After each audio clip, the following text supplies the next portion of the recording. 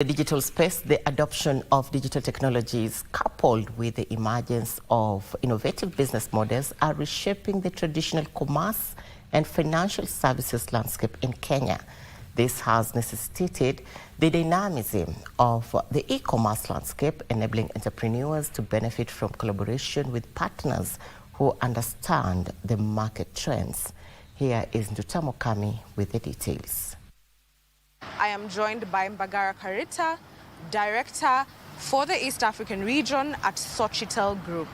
Sochitel Group runs a digital platform that enables our customers to transfer value between continents, allows the creation of digital vouchers that can be used that can be redeemed for value within a closed loop system, particularly for the retail sector, e-commerce, and other related businesses. How would you describe currently the e-commerce space in Kenya and even within the East African region as a whole? E-commerce has been very successful in Kenya, not in the traditional sense that if you go online and Google what e-commerce is, but rather in the sense of the empowerment of e-commerce has happened by the proliferation of mobile phones. So the ability of me having my phone, visiting a basic e-commerce platform, as simple as going to someone's Facebook page or an Instagram, seeing the products that they have and making an order from there, to the more sophisticated platforms where I'm able to go online, shop on a cart, and make a payment through mobile money or my bank card. That has helped e-commerce to really take off in Africa, and specifically in East Africa, by having these different iterations.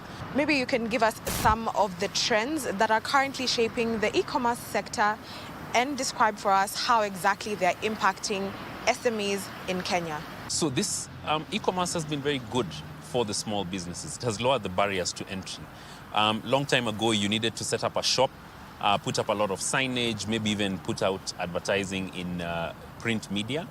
But today, all you need is you can set up your shop basically in your house, set up a wonderful page on social media, and use those tools to market yourself. Still on that bit, are there any challenges that are currently hindering the growth of the e-commerce sector within Kenya, even as well as the East African region?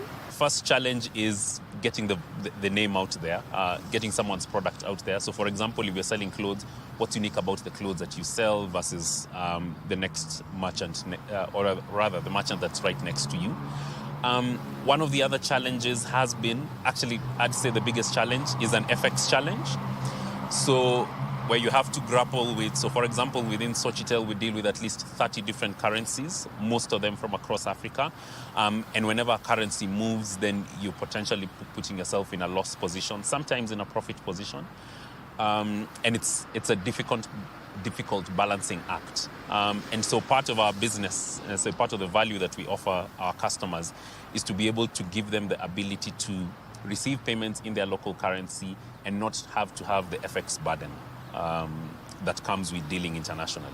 Thank you for making time for us to have this conversation, Bagara.